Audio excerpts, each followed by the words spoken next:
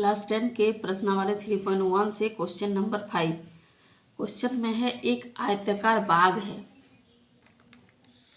ऐसे करके आयत के आकार का एक बाग है जिसकी लंबाई चौड़ाई से 4 मीटर अधिक है। माना इसका लंबाई मान लीजिए x मीटर और चौड़ाई y मीटर। तो यहाँ पे क्वेश्चन में क्या बोल रहा है, लंबाई जो है चौड़ाई से 4 मीटर अधिक है। ऐसे करके ये चौड़ाई से कौन 4 मीटर अधिक है, ये लंबाई x है, ये अधिक है, तो हम लोग बीच में बराबर दे दिए तो इधर अधिक कर देंगे, यानी x minus Y equal to 4। ये एक तो पहला इक्वेशन हो जाएगा। ठीक, उसी से इक्वेशन बनाना है क्वेश्चन देख के हम लोगों को। उसके बाद है उसका अर्ध परिमाप। देखिए उसका है अर्ध परिमाप, मतलब परिमाप क्या होता है, 2 इंटू एल प्लस लंबाई प्लस चौड़ाई होता है परिमाप ये का आयत का, लेकिन इसमें अर्ध परिमाप बोल रहा है। ये परिमाप हो गया, अर्ध मतलब आधा, क्या हो जाएगा, ये 2 हट जाएगा, मतलब 1/2 से आधा हो जाएगा। 1/2 इंटू 2 तो ये कट जाएगा, 1/2 into 2 into L plus B cut जाएगा, तो क्या होगा, एल प्लस बी ही होगा।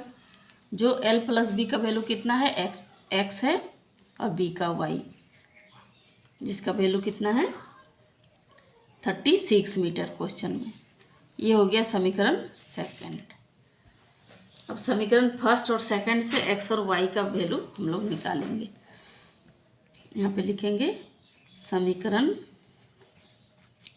फर्स्ट प्लस समीकरण सेकंड से, दोनों को जोड़ेंगे।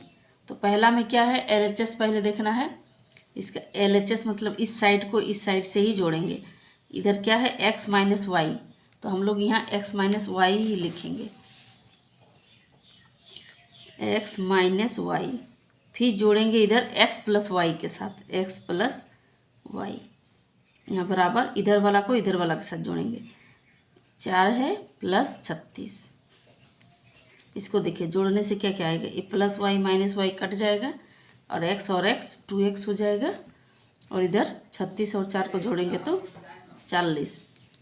तो x इक्वल टू कितना हो जाएगा, 40/2, 2 20 का 40, यानी x का वैल्यू 20 आया, यानी लंबाई इसका 20 हुआ।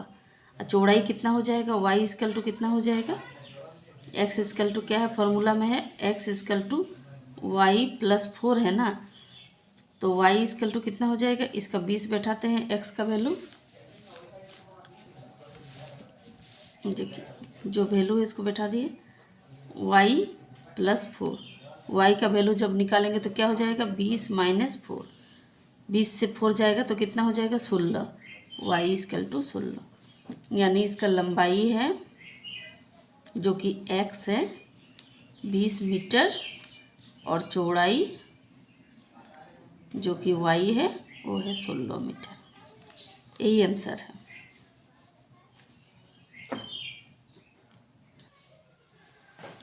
सिक्स नंबर क्वेश्चन देखिए। क्वेश्चन में है एक रेखिक समीकरण 2x plus 3y minus 8 equal to 0 है, दी गई है। तो दो चरों में एक ऐसी रेखिक समीकरण लिखिए ताकि प्रत्येक युग्म का ज्यामितीय निरूपण जैसा कि प्रतिच्छेद करती हो, समांतर रेखाएं हो और संपाती रेखाएं। मतलब इसमें एक तो समीकरण दिया गया है, हम लोगों को और एक तो समीकरण लिखना है। पहला वाला में जैसे प्रतिच्छेद, मतलब हम लोगों को ऐसे सोच के लिखना होगा जैसे प्रतिच्छेद करती रेखाएं हो, पहला वाला समांतर हो और संपाती रेखाएं हो। देखिए हम लोग करते हैं अभी। देखिए प्रतिच्छेद करती रेखाएं हो तो इसके लिए क्या होना चाहिए, अनुपात ऐसे होना चाहिए, A1/A2 बराबर नॉट B1/B2 बराबर नॉट C1/C2, ऐसे होना चाहिए।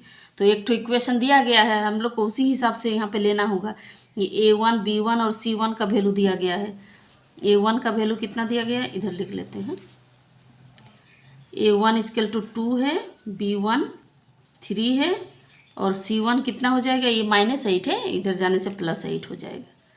ठीक, A1 B1 C1, तो A2 B2 C2 हम लोग ऐसे लेंगे ताकि कोई बराबर ना हो।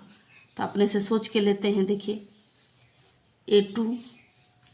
A2 का कुछ भी ले लीजिए, मान लीजिए 3 ले लीजिए। B2 का 4 ले लीजिए, 3/4 2/3 इक्वल नहीं हो रहा है ये।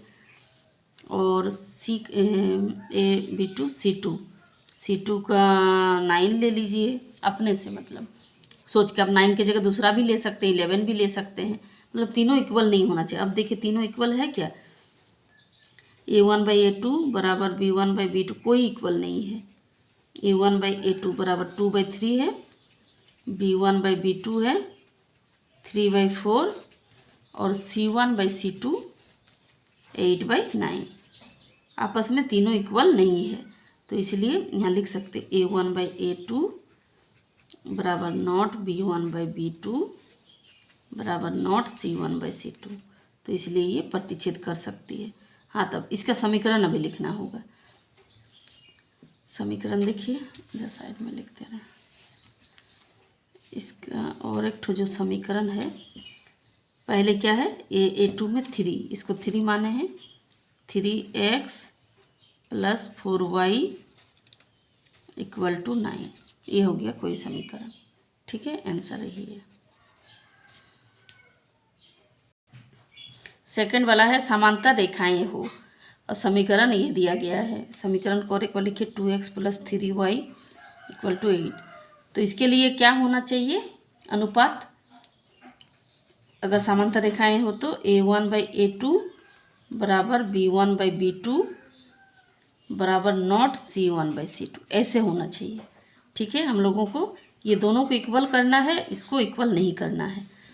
तो A1 का वैल्यू इक्वल लिख लेते हैं। देखिए A1 का है 2, B1 का 3 और C1 का है 8।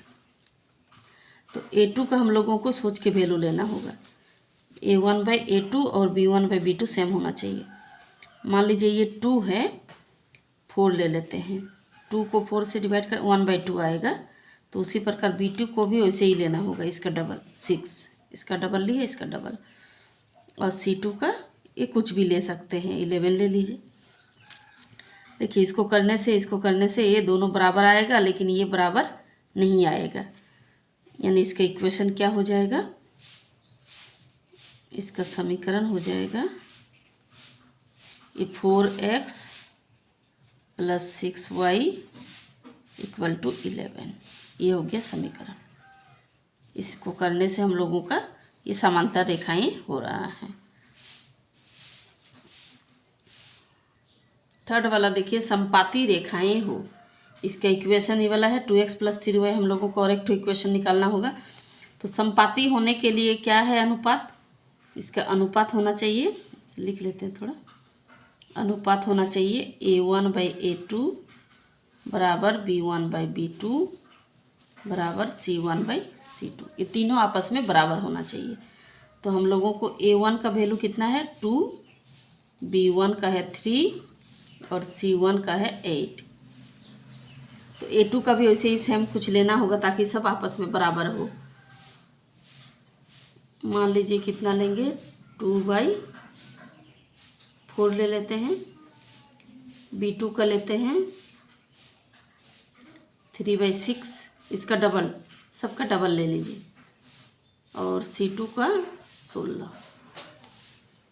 तो क्या हो जाएगा ये दोनों, देखिए A1/A2 बराबर 2/4, 1/2 हो गया। उसी प्रकार B1/B2 कितना हो जाएगा 3/6, ये भी 1/2 आ जाएगा। और C1/C2 भी 8/16, 1/2, तीनों आपस में इक्वल हो गया। तो इसीलिए हम लोग क्या कर सकते हैं, ये संपाती तो है ही, तो इसका समीकरण क्या हो जाएगा, समीकरण हो जाएगा 4x + 6y = 16। यही हो गया इक्वेशन।